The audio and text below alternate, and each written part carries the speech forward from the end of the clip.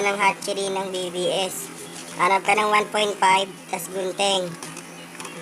Dito, hatiin mo dito. Yan. Magati mo, paikot-ikutin mo lang ang paggupit. Parang ginagawa niya sa'yo. Napaikot ka lang niya.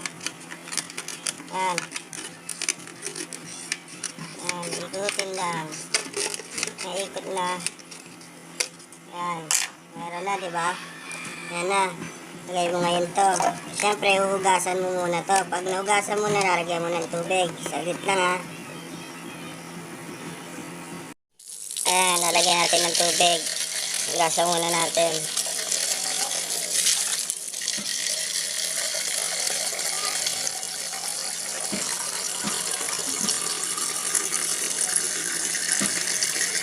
May tubig. Ilahin natin ngayon doon sa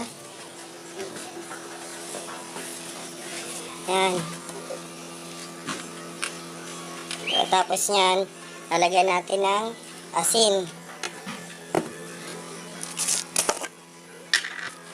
Lagyan natin ng asin ganito. Yan, tapos hintayin natin malusaw yung asin. Ito, nahawa na ng BBS. Ilalagay natin kung gaano kadami yung isda natin eh. Marami akong isda eh. Ilalagay ko is 1, 2, 3. Tapos nyan, lalagyan natin yung hose, air pump, tsaka air stone. Gaganto lang natin. Yan. Tapos yung mga nasa gilid, ganun-ganun yung una para mag-circulate. Diba? Kaysa lagi kayong pinapaikot, ito muna paikutin nyo.